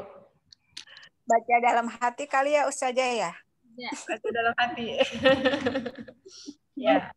Jadi ini ada beberapa pendapat di antara ulama ya terkait dengan bagaimana hukum membaca Al-Fatihah ketika kita sedang menjadi makmum dalam sholat. Kalau jadi imam jelas ya wajib kita baca Al-Fatihah. Kalau kita sholat sendiri jelas itu kita wajib baca Al-Fatihah karena disebutkan dalam hadis la sholata liman lam taqra bi Fatihatul Kitab. Tidak sah sholat seorang yang tidak membaca Fatihatul Kitab, artinya Al-Fatihah gitu maksudnya ya. Nah, adapun ketika kita menjadi makmum, ya, maka ini ada beberapa pendapat, ya. Kalau kita sebagai makmum dalam sholat yang sir, ya, yang bacanya pelan, itu sepakat ya bahwa kita wajib baca Al-Fatihah. Al-Fatihah pelan-pelan, ya, cukup terdengar oleh kita, ya. Dan jangan sampai juga baca Al-Fatihah bibirnya diem aja, bacanya dalam hati. Ya, itu harus dilafazkan, sebenarnya dilafazkan, ya. Jadi memang bibir kita bergerak gitu ya, dan terdengarnya ya terdengar oleh kita saja, ya, bukan dalam hati, ya, bukan dalam hati. Nanti sampai akhirnya ada harus gerakan seperti itu. Sholat kan artinya doa, ya cukup aja mau dalam keadaan apapun kita kan sholat gitu ya, doa gitu ya. Nah ini ya harus diluruskan bahwa sholat itu memang secara bahasa artinya doa, tapi secara istilah fikih itu ya, itu kan sholat itu ada kaidah gerakannya yang dicontohkan oleh Rasulullah dan juga bacaan-bacaan tertentu, ya. Memang ketika kita tidak melakukan hal seperti itu belum dianggap sebagai sholat, gitu ya. Nah kemudian di sini ya ada di dalam kitab tafsir Ibnu Katsir dijelaskan bahwa makmum ya dalam sholat berjamaah tidak wajib sama sekali membaca Al-Quran, baik surat Al-Fatihah maupun surat lainnya, baik dalam sholat zahir maupun sir atau bacaan tidak dikeraskan. Nah ini berdasarkan beberapa, maksudnya sebagian pendapat di antara ulama ya. Ini berdasarkan pendapatnya Imam Ahmad bin Hambal, ya, kemudian Jabir bin Abdullah, ya, sahabat Rasulullah SAW, di mana Rasulullah SAW bersabda, ini dalilnya ya, buat orang yang mengambil pendapat seperti ini ya, jadi tidak usah membaca, baik dalam sholat yang dibaca dengan sir ataupun dibaca dengan jahar, ya, ketika kita menjadi makmum, ya. Rasulullah SAW bersabda, barang siapa yang mendapati imam, maka bacaan imam berarti menjadi bacaan untuk makmum juga. Ini ada hadis yang seperti itu, ya. Sehingga berdasarkan dalil ini, jadi akhirnya ada ulama yang mengambil pendapat nggak perlu baca juga, udah cukup aja, gitu ya. Nah, tapi sanad hadis tadi ya dijelaskan ya bahwa sanad hadisnya itu lemah, gitu ya, dan jalurnya itu sedikit sehingga ya. Ya. Jadi yang ini sepertinya tidak kita amalkan, gitu ya, karena termasuk yang pendapat lemah. Kemudian ada pendapat yang ketiga ya, dalam salat sir makmum wajib membaca Al-Fatihah. Ini pendapat yang ketiga. Dan hal itu tidak wajib dalam salat jahar, karena dalam Sahih Muslim, nah ini ada landasan hadisnya yang sahih ya, bahwa Rasulullah SAW bersabda, sesungguhnya imam itu dijadikan panutan, ya. Sesungguhnya imam itu ada ya untuk dijadikan panutan, gitu ya. Nah, apabila imam itu bertakbir, maka bertakbirlah kamu, dan apabila imam baca surat, maka simaklah olehmu. Nah, seperti itu. Dengan dalil inilah akhirnya kita diperintahkan kalau imam membaca dengan jahar untuk menyimaknya saja, gitu. Jadi tidak usah ikut membaca, cukup mendengarkan saja, gitu ya. Nah, ini merupakan pendapat lamanya dari Imam Syafi'i yang seperti itu, gitu ya, di mana hadis ini menjadi dalil buat yang berpendapat bahwa kalau misalnya kita mendapati imam membaca Al-Fatihah atau surat, maka kita cukup diam saja, menyimak. Sebagaimana di dalam Al-Quran juga ya, wa idza quri'al Qur'an fastami'u lahu wa ansitu la'allakum turhamun. Apabila dibacakan wa idza quri'al Qur'an, dibacakan Al-Qur'an, fastami'u lahu, maka simaklah baik-baik. Ya, simaklah baik-baik ya. Wa ansitu, dan diamlah, la'allakum turhamun, agar kalian mendapatkan rahmat. Nah, atas dalil ini juga lah ya, yang akhirnya kita pada saat menjadi makmum salat yang dibaca dengan jahar, maka kita cukup mendengarkan. Kalau sholat yang sir, kita ikut membaca. Ini berdasarkan pendapat Imam Syafi'i. Gitu ya. Nah, sudah jelas di sini ya? Insyaallah ya. Oke. Ustazah, ini ada Bu Sri mau bertanya. Saya mau tanya, jika kita ikut ODOJ atau One Day One Juice, akan tetapi selama seminggu ini kita masih haid. Sehingga ketika waktu laporan kita belum selesai baca Al-Quran, lalu saya minta digantikan bacanya. Tapi teman saya bilang, baca artinya saja. Saya bilang nggak bisa, karena kan saya harus baca Arabnya. Bagaimana jika ada pendapat demikian? Apakah bisa dikatakan selesai satu juz jika hanya membaca artinya saja? Iya, sebenarnya sih ini kembali ke sistemnya ya. Ditanyakan saja ke misalnya kalau mau kebijaksanaan dari ODOJ sendiri seperti apa. Ketika misalnya ada yang haid, disepakatinya seperti apa. Kalau memang misalnya diperkenankan, kalau yang lagi haid, ya ini bacanya terjemahnya saja satu juz, dianggap sudah kholas gitu ya. Silakan aja sebenarnya hakikat. Nah, adapun kalau misalnya kita lagi haid terus mau tetap baca Al-Quran misalnya ya ini kan memang ada perbedaan pendapat sih di antara ulama ya, walaupun sebenarnya kalau jumhur ulama mengatakan tidak boleh gitu ya, tidak boleh baca Al-Quran, tapi ada pendapat yang lain lagi, pendapat ulama yang lain lagi dengan beberapa dalil gitu ya yang membolehkan untuk baca Al-Quran ya, dan itu pun juga tentunya dengan menjaga mushaf itu sendiri ya, jadi tidak mushaf yang dibaca atau dipegang gitu ya, tapi misalnya terjemahannya ataupun pegang lewat handphone yang bukan merupakan mushaf gitu ya. Adapun kalau misalnya kita pakai mushaf, kita memegang mushaf, kita pakai sesuatu yang melapisi tangan kita, misalnya sarung tangan atau apa ya yang sehingga kita tidak menyentuh langsung Al-Quran sebagai bentuk ta'zim gitu ya. Seperti itu. Ya, adapun kalau misalnya baca terjemah, kalau bagi saya pribadi ya, justru saya kemarin kan menganjurkan ya. Kenapa?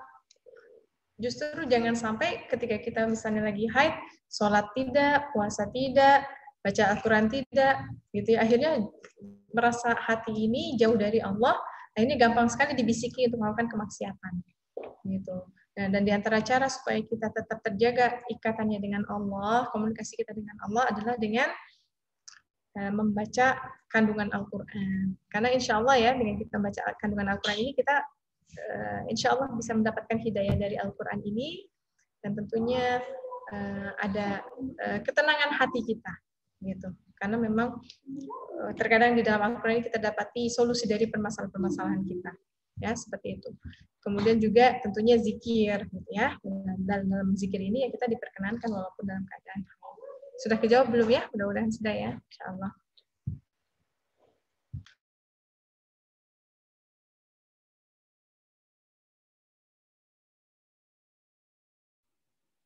Baik, terima kasih Ustazah. Bu Sri, ada yang ingin ditanyakan lagi atau sudah jelas? Semoga sudah jelas ya Bu Sri. Ya, cukup.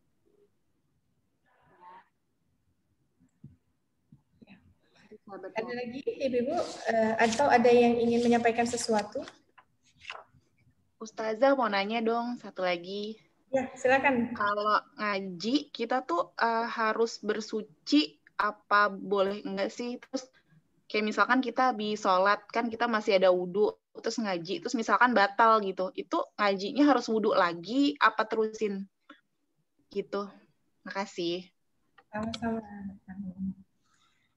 Iya, saya ini baru ngeh Mbak Tami hari ini.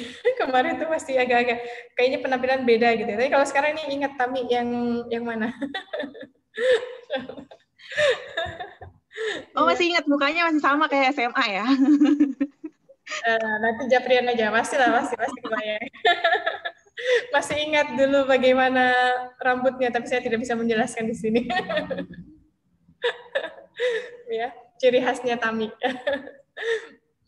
Iya.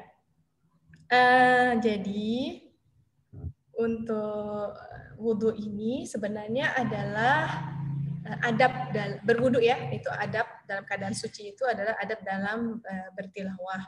Di mana adab ini merupakan keutamaan yang hukumnya tentunya sunnah muakkad. Jadi memang keutamaan di sini tidak sampai derajat wajib ya. Ya, dimana kalau misalnya wajib ini kan berarti kalau kita tidak wudhu kita berdosa. Ya, adapun kalau berwudhu ini dia adalah keutamaannya banyak sekali dan merupakan bentuk penghormatan kita kepada Al-Quran, penghormatan kita kepada Allah karena Al-Quran ini adalah firman Allah. Jadi memang ketika tidak ada kesulitan yang begitu berarti, memang lebih baik kita berwudhu. Ya, agar mendapatkan keberkahan dan pahala yang banyak juga. Ya, tapi ketika memang kondisi menyulitkan kita untuk bisa menjaga wudhu, gitu, apalagi yang punya penyakit, ada punya penyakit beser mungkin kan ada ya, yang gampang sekali keluar gitu, ataupun yang gampang sekali, mohon maaf ya, keluar angin gitu ya, apalagi ketika dia ada gangguan jin juga ya, itu ada yang gampang sekali dia keluar angin dan sangat menyulitkan sekali untuk misalnya baru baca sedikit udah kentut gitu ya. Jadi akhirnya nggak selesai pengen bacanya banyak tapi nggak selesai gitu ya, karena memang ini kondisinya seperti ini. Maka ya mungkin kalau kondisinya seperti itu ya intinya kalau memang mau baca banyak silakan. Tapi kalau memungkinkan untuk bisa terus memperbaharui wudhu itu lebih baik. Gitu ya, termasuk tadi misalnya habis sholat mau tilawah, tiba-tiba batal karena keluar angin gitu ya. Kalau mungkin kan untuk wudhu itu lebih bagus lagi karena ya tentunya pahalanya lebih banyak. Gitu. Tapi kalau tidak mungkin kan tidak sampai jatuh dosa gitu karena tidak berwudhu. Gitu. Wallahu a'lam bishawab. Sudah kejawab ya? Oke. Ada lagi? Ibu-ibu?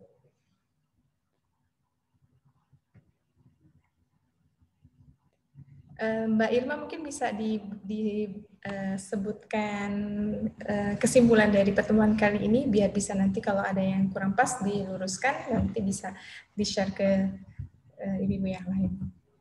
Baik Ustazah, jazakillah khair Ustazah Afifah atas ilmunya hari ini. Kalau boleh saya rangkum kajian Meranti hari ini, di Al-Quran itu mengandung 3 hakikat, yang mana pada surat Al-Fatihah sudah mencantumkan itu semua. Yang pertama, Al-Quran itu meneguhkan tauhid kita kepada Allah atau akidah kita kepada Allah. Kemudian yang kedua, sebagai manhaj hidup atau the way of life, perintah-perintah ibadah seorang umat manusia kepada Allah. Kemudian yang ketiga, berisi juga kisah-kisah yang menguatkan kita untuk tetap teguh pada jalan Allah. Kemudian makanya ada sebutan bahwa Al-Quran adalah umul kitab, betul ya Ustazah? Atau induknya dari Al-Quran. Al-Fatihah. Al-Fatihah Ya, adalah umul kitab atau induknya dari Al-Quran. Surat yang menjadi induk dari Al-Quran. Tentunya Al-Quran juga diturunkan Allah untuk menjadi petunjuk manusia dalam menjalani kehidupan ya Ustazah. Ya. Karena ketika seorang hamba membaca Al-Fatihah, Allah akan menjawab bacaan-bacaan kita. Begitu. Kemudian saya paling tertarik juga dari ilmu yang disampaikan Ustazah bahwa ayat ke-6 dan ke-7 dari surat Al-Fatihah merupakan doa yang luar biasa bagus dan baik untuk kita ucapkan sebagai manusia yang kita sungguh sangat banyak dosa, sangat lemah, mudah terkena godaan syaitan dan yang lain-lain. Begitu Ustazah. Iya. Ya, baik. Saya luruskan sedikit yang tadi yang pembahasan 3 hal ya. Jadi Al-Quran itu intinya terkumpul dari 3 hal tadi ya, 3 hal. Jadi intinya yang pertama itu tentang akidah, gitu ya. Akidah di mana akidah ini menjelaskan siapa yang kita ibadahi, ya, hakikat Allah itu sifatnya bagaimana, nama-nama Allah itu seperti apa, gitu ya. Nah, kemudian yang kedua itu tadi syariat ya, di mana ini hukum-hukum Allah dijelaskan mengenai sholat, ya zakat, ya kemudian kalau yang berzina itu dihukum apa, itu syariat ya, syariat. Kemudian yang ketiga adalah manhaj hidup yang disampaikan di dalam Al-Quran bisa berupa kisah ataupun ya itu ya kisah yang menjelaskan bagaimana kita sebagai seorang Muslim dalam mengarungi kehidupan ini, gitu ya. Kisah-kisah yang dijelaskan banyak di dalam Al-Quran dan tentunya ini juga adalah kisah-kisah inilah yang sebenarnya paling banyak. Jadi kalau tentang syariat itu hanya sebagian kecil. Tentang Allah ini juga cukup banyak ya, cukup banyak. Di mana-mana pastinya biasanya ayat itu diakhiri dengan menjelaskan sifat Allah, gitu ya. Dan tiga hal inilah yang terkumpul dalam Al-Quran, ya. Intinya poinnya itu, gitu. Kalau misalnya kita baca, ini berarti masuk kemana nih? Oh ini kayaknya masuk ke tentang akidah tadi. Oh kalau kita baca satu ayat, oh ini masuk ke syariat, ini perintah Allah berupa syariat. Misalnya perintah ayat tentang hijab, berarti ini tentang syariat. Ya, kemudian misalnya tentang khulu, ya aturan-aturan Allah lah ya. Ada khulu, kemudian ada rujuk, ada cerai gitu kan, apalah. Kemudian ada kisah yang merupakan pelajaran sebagai manhaj hidup kita sebagai seorang beriman harusnya seperti apa. Kalaupun ada kisah orang-orang kafir, bagaimana kita terhindar dari manhaj hidup orang-orang yang seperti itu. Kayak gitu ya, kebayang ya. Oke, insyaallah. Baik, mudah-mudahan bermanfaat dari apa yang kita bahas. Jika ada kekurangan, saya mohon dimaklumi, didoakan semoga kita bisa terus lebih baik sama-sama ya, baik dalam pemahaman maupun pengamalan. Terus membaca Al-Quran, mengkaji Al-Quran ya bersama siapapun dimanapun ya, dan mudah-mudahan Allah masukkan kecintaan dalam hati kita ya, untuk senantiasa nikmat merasakan tilawatul Quran ya, ataupun mentadaburi Al-Quran ya. Kalau saya pribadi sendiri ya, kalau kita baca Al-Quran, baca tafsirnya, masya Allah, kita merasa diri kita ini begitu sedikit ilmunya ya, masih banyak kekurangan kita gitu ya dalam pengamalan Al-Quran selama ini ya, kita sebagai seorang muslim tapi masih jauh pengamalan kita, sehingga ya inilah mungkin pertolongan Allah juga akhirnya lambat turunnya ya, karena itu tadi kita masih belum menunaikan hak Allah dengan sebagaimana mestinya. Karena kalau kita sudah bisa menunaikan hak Allah dengan sebagaimana mestinya, maka pastinya pertolongan Allah pun amat dekat sebagaimana yang telah Allah berikan kepada para nabi, para sahabat yang begitu luar biasa kedekatannya dengan Allah, betapa luar biasanya menjaga hak-hak Allah gitu ya, sehingga tentunya Allah pun menjaga hak-haknya mereka ya dengan memberikan pertolongan dalam segala hal di kehidupan dunia maupun akhiratnya. Ya, insya Allah ini pelajaran berharga buat kita semua. Insya Allah. Terima kasih Ustazah Afifah dan sahabat-sahabat IPM yang dirahmati Allah atas partisipasinya pada kajian online Meranti hari ini. Mungkin ada doa penutup dari Ustazah aja sekalian ya, untuk sebelum mengakhiri dari. Insyaallah. Ya. Baik, ummahatifillah yang dirahmati dan saya sayangi karena Allah, dirahmati Allah dan saya sayangi karena Allah. Kita tutup kajian kita kali ini dengan doa yang mudah-mudahan di penghujung hari Jumat ini doa kita diaminkan oleh para malaikat di majlis yang juga mudah-mudahan diberkahi Allah, walaupun kita hadir via online ya, hanya bertatap wajah lewat jauh gitu ya. Tapi mudah-mudahan ketenangan Allah turunkan ke dalam hati-hati kita ya, sudah dirasakan oleh masing-masing.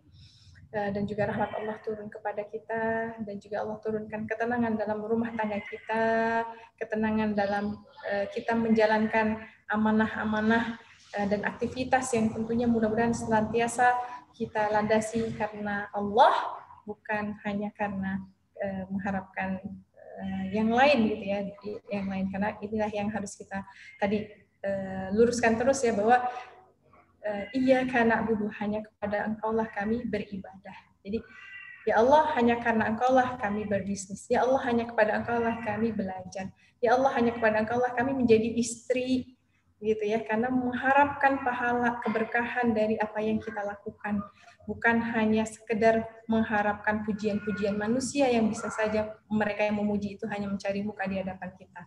Tapi kalau kita mengharapkan pujian dari Allah saja, tentu Allah tidak mencari muka, gitu ya. Allah benar-benar tentunya akan melimpahkan keberkahan dan kebaikan buat siapa yang hanya mengikhlaskan aktivitasnya karena Allah. Maka marilah kita sama-sama saling mengingatkan untuk senantiasa ikhlas karena Allah, dan tentunya sambil terus tetap profesional karena Allah mencintai hambanya yang bekerja dengan profesional bidang apapun, ya, dan melakukan hal apapun yang tentunya nilainya adalah ibadah yang tadi sudah kita bahas sama-sama. Ya. Dan semoga Allah berkahi juga keluarganya, kemudian Allah jaga kita dari wabah penyakit yang tentunya saat ini menjadi ujian bagi kita seluruh manusia, gitu ya, di belahan bumi ini. Ya, semoga ya Allah berikan kesembuhan buat saudara-saudara kita yang saat ini sedang diuji dengan sakit ataupun sedang diuji dengan kekurangan. Ya, semoga Allah berikan kesabaran dan mudah-mudahan kita bisa memberikan solusi ya sebagai umat Islam yang tentunya kita makhluk sosial, mudah-mudahan kita pun bisa turut memberikan solusi buat mereka, yang beri bantuan pada mereka, dan salah satunya adalah dengan usaha yang kita lakukan insya Allah. Dan mudah-mudahan Allah mudahkan juga anak-anak kita menjadi anak-anak yang solih, yang dijaga dari segala fitnah dunia, ya, dan mudah-mudahan mereka kelak menjadi anak solih yang dibanggakan oleh Allah dan Rasul-Nya, yang akan memberikan manfaat lebih besar lagi dari kita insyaallah. Ala hadhihi niyyah wa ala kulli niyyatin salihah. Al-Fatihah. A'udzu billahi minasyaitonir rajim. Bismillahirrahmanirrahim. Alhamdulillahirabbil alamin, arrahmanir rahim, maliki yaumiddin, iyyaka na'budu wa iyyaka nasta'in, ihdinas siratal mustaqim, siratal ladzina an'amta 'alaihim ghairil maghdubi 'alaihim waladdallin. Amin. Alhamdulillahirabbil alamin, hamdan ni'amahu yukafi'u mazidah.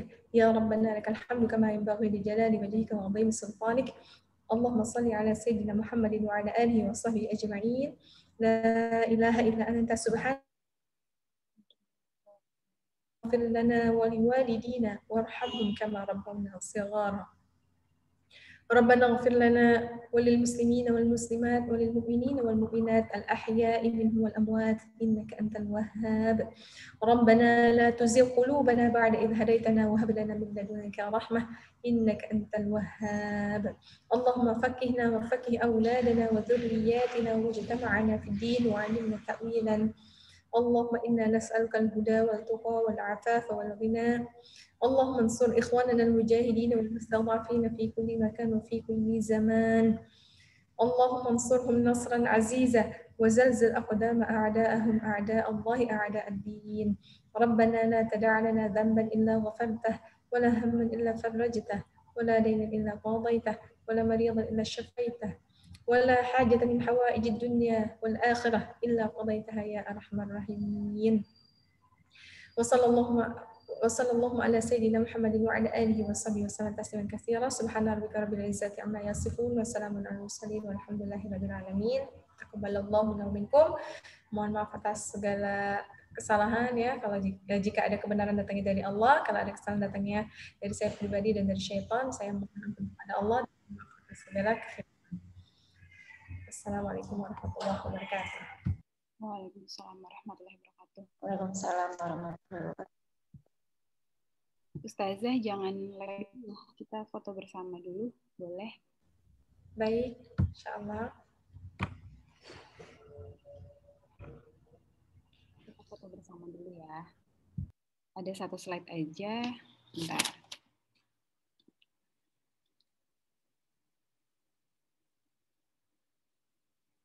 Oke, 1, 2, 3. Sekali lagi. 1, 2, 3. Terima kasih Ustazah. Jazakillah khair. Sama. Ini sepertinya ada Nurita ini Anak semua juga ya, kayaknya saya pernah kenal Bu Nurita. Iya, Tami. Bukan, Kak. Bukan. Udah senior, itu panggilannya Umi Rika. Maaf nggak keluar videonya karena suami Umi baru pulang dari luar kota, jadi sambil ngurusin suami dulu. Iya. Iya. Iya, Umi. Panggilannya Umi, Kak. Oh, iya, namanya kayak tidak asing lagi nih. Mohon maaf, saya belum kenal semuanya ya. Mudah-mudahan nanti bisa. Oh, ya, salam kenal Bu Ustazah.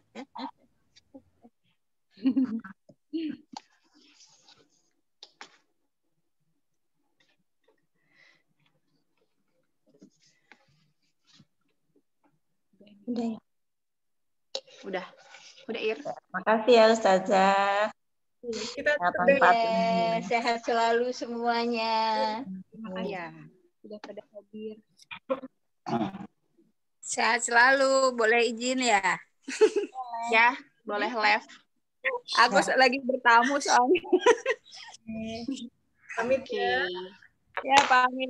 Salam sehat. Assalamualaikum. Assalamualaikum.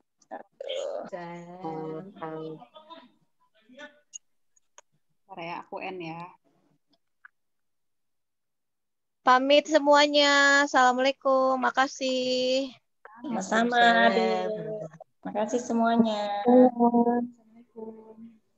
Aku end ya. Ya. Mm-mm.